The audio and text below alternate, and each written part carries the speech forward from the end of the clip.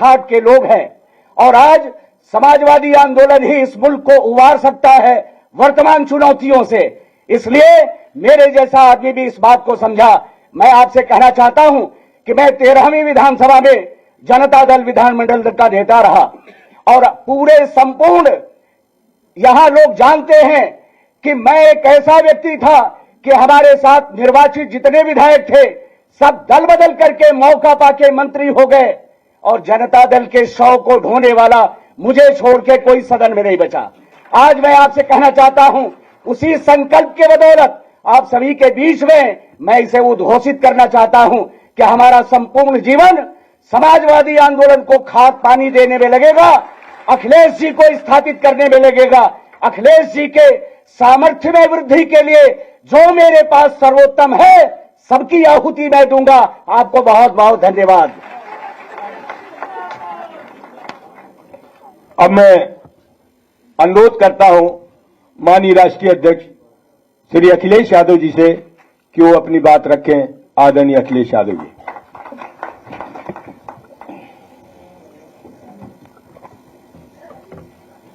हमारे साथ मंच पर समाजवादी पार्टी के प्रदेश के अध्यक्ष, हमारे साथ बैठे समाजवादी पार्टी के राष्ट्रीय महासचिव इंद्रित सरोज जी, समाजवादी पार्टी के नेता राष्ट्रीय सचिव अरविंद सिंह गोप जी, पार्टी के बहुत जिम्मेदार सभी हमारे नेता, हमें खुशी इस बात की कि लगातार समाजवादी पार्टी का और खासकर पीडीए परिवार बढ़ता जा रहा है। जो साथी आज पार्टी में शामिल हो रहे हैं, मैं उन सभी साथियों का बहुत बहुत धन्यवाद और आभार प्रकट करना चाहता हूं। सबसे पहले मैं सुभाष श्रीवास्तव जी, पूर्व विधायक,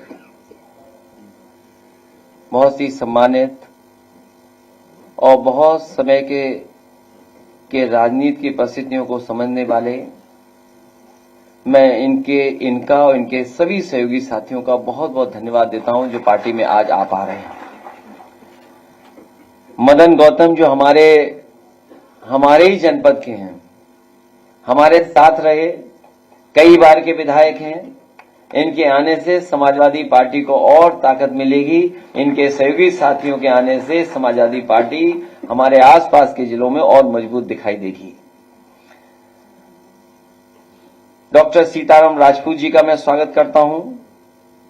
परवेज आलम जो बहुजन समाज पार्टी छोड़ करके आए हैं, मैं उनका और उनके सभी सहयोगी साथियों का बहुत बहुत स्वागत करता हूं। इलियास अंसारी साहब, जिन्हें हम मना लेते तो शायद हमारे साथ ही रहते, लेकिन कुछ राजनीतिक परिस्थितियों की वजह से वो हमें छोड़ करके चले गए थे, लेकिन बहुत ज्यादा दिन दूर नहीं रहे।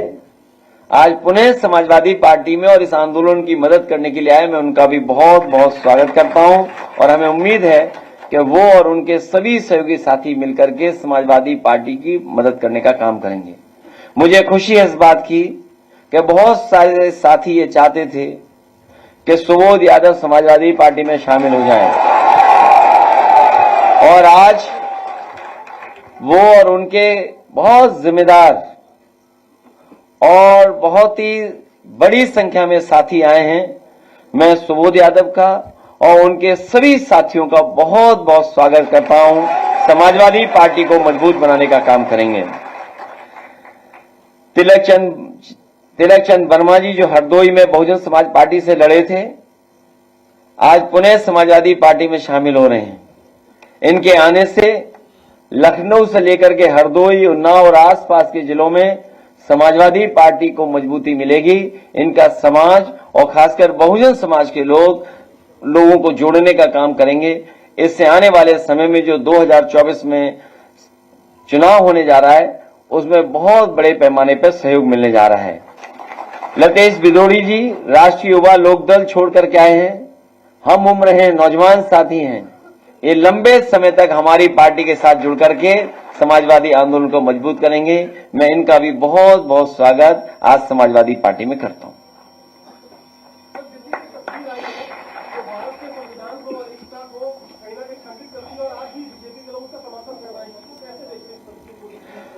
मैंने तस्वीर नहीं देखी, लेकिन अभी पूर्व विधायक सुभाष श्रीवास्तव जी जो बात कह रहे थे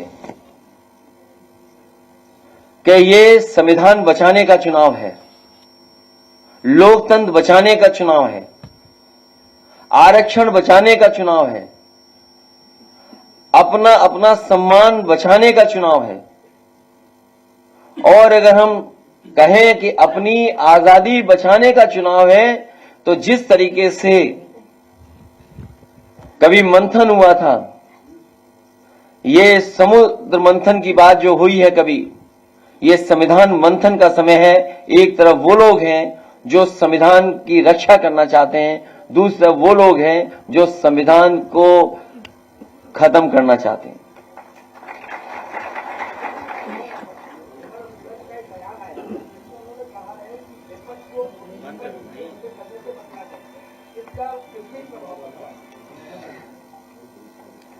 उत्तर प्रदेश के लोग स्वागत भी अच्छा करते हैं और उत्तर प्रदेश के लोग जब विदाई करेंगे वो भी बड़ी अच्छी करेंगे। जो लोग 14 में आए थे वो 24 में जाने वाले हैं और 10 साल हिटलर का ही समय था। 10 साल से ज्यादा वो नहीं रह पाया वहां पर, तो 10 साल तो इनका भी पूरा हो गया। और सवाल यह है कि नौकरियां मिलेंगी कि नहीं मिलेंगी। भारतीय जनता पार्टी हटाओ, नौकरी पाओ।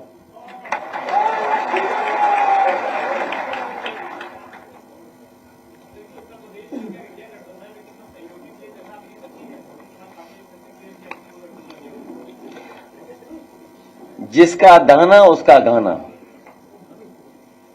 प्रेस के लोग आप भी बचिए।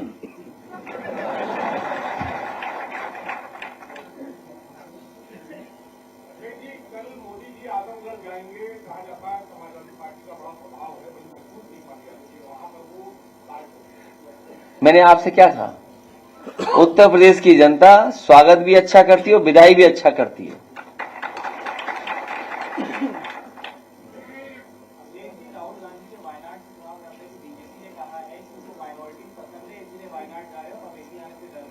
और मैं तो ये कहता हूं माइनॉरिटी सबको पसंद करना चाहिए।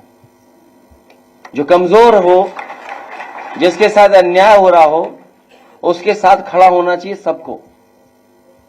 और प्रेस के साथियों, आपको भी खड़ा होना चाहिए। कल आप कमजोर होगे तो आपके साथ कौन खड़ा होगा? जब आपके लोग जेल जाते हैं तो समाजवादी लोग खड़े होते हैं आपके साथ। आप भी हम लोगों के साथ खड़े होइए।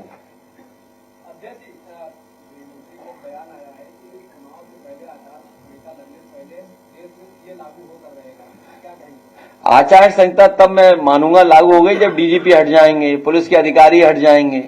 पहले तो आचार संहिता लगती थी, उसके बाद अक्सर जो अधिकारी बहुत दिनों से जमे रहते थे उनको हटाया जाता था। देखते हैं ये सरकार कितने अधिकारियों को हटाती है।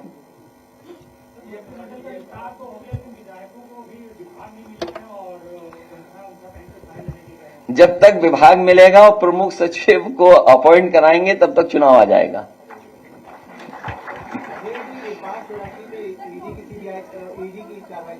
देखिए, जितने भी ये सीबीआई, ईडी, इनकम टैक्स जानबूझ करके सरकार भेजती है जिससे लोग डर जाएं और घबरा जाएं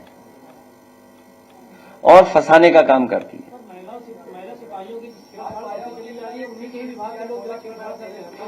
ये एक लंबी सूची है। हमारे पत्रकार साथी ने कुछ सवाल उठाया है। ये बहुत एक लंबी सूची है। अगर पिछले 7 साल का हम लोग गिने तो देश में सबसे ज्यादा इस तरह की घटनाएं उत्तर प्रदेश में हुई हैं।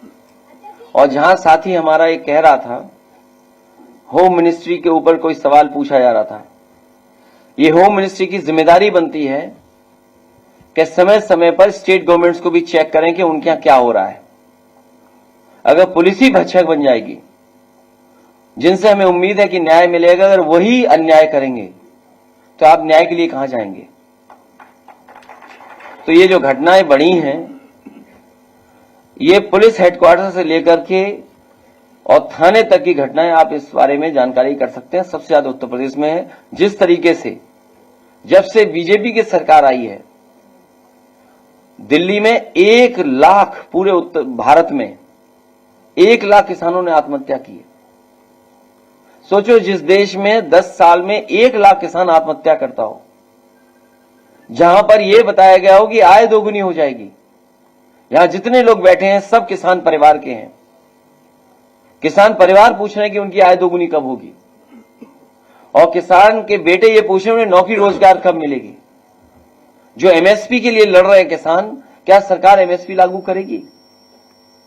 समाजवादी ये भरोसा दिलाती है कि 80 हराओ, एमएसपी लागू करवाओ और उसका कानूनी अधिकार पाओ। सर, एमएलसी चुनाव होने वाले हैं, क्या कैंडिडेट में भी पीडीए की झलक दिखेगी?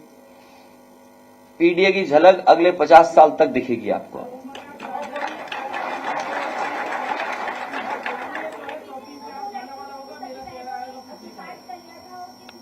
वो गंभीर मामला है जहां 2 बहनों ने आत्महत्या की और पिता ने भी जान दे दी।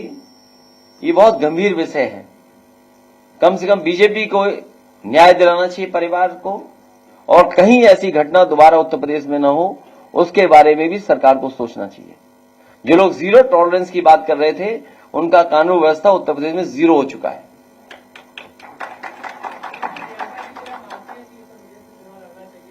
किसको? मैं तो चाहता हूं आप भी कोई सभासद का चुनाव लड़ लो। अब चुनाव सभासद का है नहीं तो क्या करें हम, बताओ। ये कोई बात हुई? अरे किसी लीडर और पॉलिटिकल पार्टी तय करेगी, हम क्यों तय करेंगे? अब हम कहेंगे मुख्यमंत्री जी को चुनाव लड़ना चाहिए, ये कोई बात हुई? अब मुख्यमंत्री जी अगर लड़ना चाहे तो बताओ।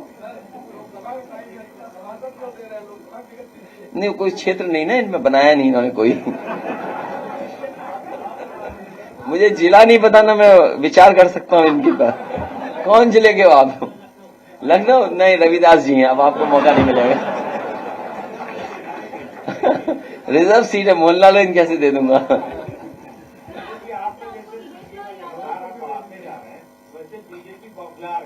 तो आपके भी चैनल में पी है। बीजेपी अभी और घबराएगी, इसलिए घबराएगी क्योंकि पीडीए का हक और अधिकार छीने इन्होंने। आप बताइए, वाइस चांसलर के अपॉइंटमेंट्स हुए हैं, पीडीए कितना है उसमें?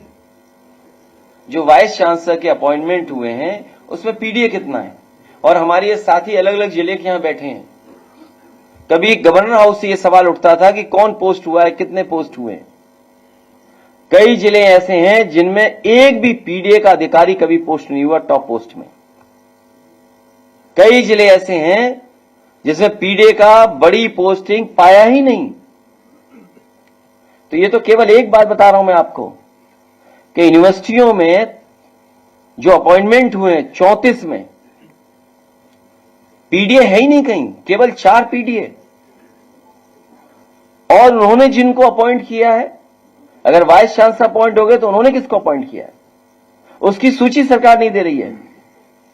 जो लोग 46 में 56 कहते थे, 46 में 56, उन्हें सूची देनी चाहिए कि नहीं देनी चाहिए? ये तो केवल मैं एक बात उठा रहा हूं अभी, एक, कि वाइस चांसलर के अपॉइंटमेंट्स में सरकार ने सबसे ज्यादा धोखा अगर किसी को दिया है तो पीडीए परिवार को धोखा दिया है। क्या वो 69,000 के बच्चे किस मंत्री के घर नहीं गए बताओ? वो इसलिए उनके साथ अन्याय हो रहा है कि वो पीडीए परिवार के लोग हैं, पीडीए परिवार के लोग हक मांग रहे हैं। यही 69,000 में क्या आपने नहीं देखा? कौन सा मंत्री नहीं छोड़ा जिसके घर न गए हों?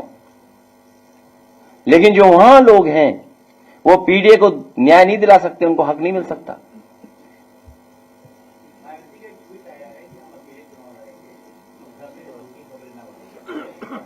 मैं उनको बहुत धन्यवाद देता हूं।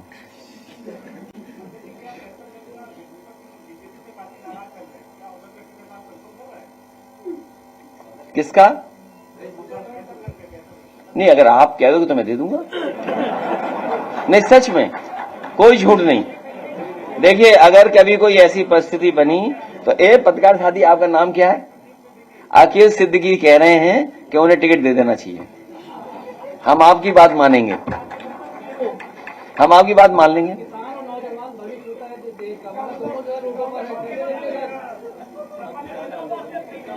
भाई हमें टिकट का कैसे बता दूं? अभी ये कांग्रेस वाले पूछे, आप बीजेपी की पूछो, मैं क्यों तय करूंगा टिकट किसी दूसरी पार्टी का? नहीं, मेरे संपर्क में कोई नहीं है। नहीं, हमारे संपर्क में नहीं है। नहीं, हमारे संपर्क में नहीं है।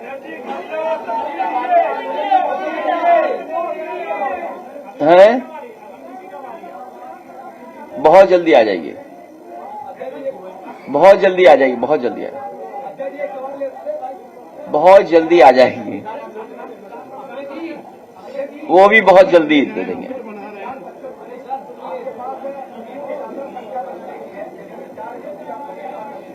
अभी चुनाव है, उलझाओ मत इन बातों में। चुनाव है, अभी चुनाव में जाने दो। बड़ा लोकसभा का चुनाव है, ये लड़ाई बाद में लड़ी जाएगी।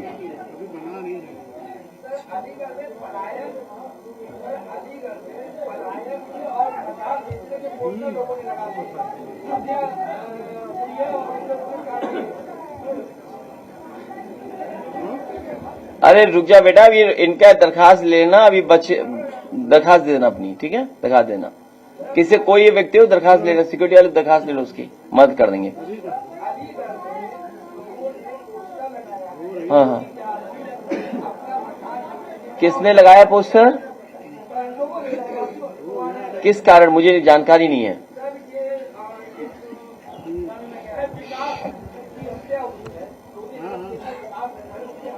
ये हमें जानते होंगे, हमारे कुछ अलीगढ़ के लोग बैठे हैं, वो जानते होंगे बात को। पुलिस कहाँ कार्रवाई कर रही है? पैसा दे दो, कार्रवाई कर देगी पुलिस। ये कोई नई बात बता रहे हो क्या आप ये बताइए, बलिया में अंबिका चौधरी जी बैठे हैं, यहां पर एक व्यापारी ने लाइव अपनी जान दे दी, याद है आपको? कुछ सूदखोरों से उसने पैसा लिया था, और जब पैसा नहीं दे पाया, कुछ दे दिया, कुछ नहीं दे पाया, उसका भी उसने वादा कर दिया, उसकी जमीन घर मकान लिखाना चाहते थे, मजबूरी में वो लाइव आकर के उसने अपनी जान दी, याद है? हाँ, जबरदस्ती लिखवाया, उसके घर मकान ले लिया, जिसके कारण उससे अपनी जान देनी पड़ गई। अभी इलाहाबाद में मैंने सुना है, इलाहाबाद की घटना है, एक यादव परिवार जिसने कुछ पैसा लिया था, पैसा वापस कर दिया, कुछ बचा था उस पर इतना इंटरेस्ट लगा दिया, इतना इंटरेस्ट लगा दिया, और इतना अपमानित किया, वो घर जाकर के उसने फांसी लगा ली, और थाना और पुलिस मदद उसकी कर रहा, जो हत्यारा है, जिसकी वजह से हत्या हुई है। तो ये कोई नई बात बता रहे हो आप? पूरी पुलिस पैसा ले रही है, ये बात मुझे बोलना चाहिए। इतना करप्ट